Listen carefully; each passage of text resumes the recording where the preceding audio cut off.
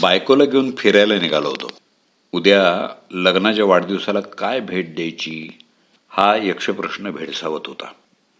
एवढ्यात बायको कमालीचा समजूतदारपणा दाखवत म्हणाली, मला की नाही सुईदोरा पण चालेल. मी अत्यानंद आणि अविश्वास याच्या सीमारेषेवर असताना तिनं PNG ज्वेलर्स पाशी गाडी थांबवायचा आदेश दिला. पण मला डगमगण्याचं कारण नव्हतं.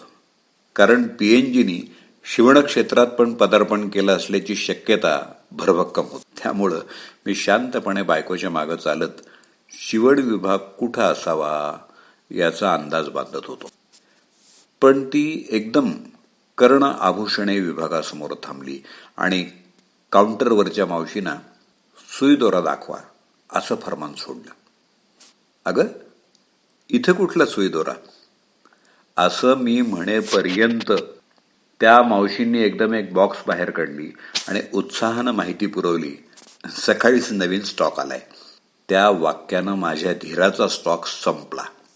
मग त्या बॉक्समधून दोऱ्यासारखी लोंबती साखळी असणारी आणि खाली डायमंडचे खडे असणारी एक एक कर्णभूषणं कानाला लावून प्रात्यक्षिकं सुरू झाली.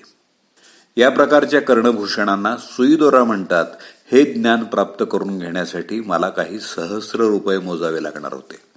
आणि माझ्या कानाला कोणते खडे मॅच होतात ते सांगा, असा खडा सवाल दर 2 मिनिटांनी विचारला जाऊ लागल्यामुळं एखाद्या गोष्टीबाबत दक्ष राहणं याला कानाला खडा लावणं असं का म्हणतात ते मला उमगलं.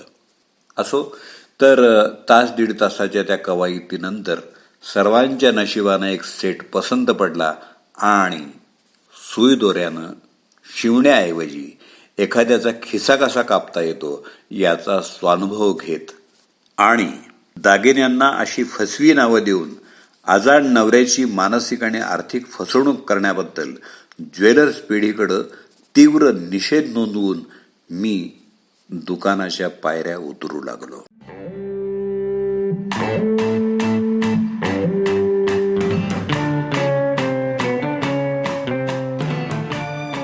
एका सत्य घटनेवर आधारित ही अनामिक लेखकाची पोस्ट आपल्यापर्यंत पोहोचवली दत्ता सरदेशमुख यांनी.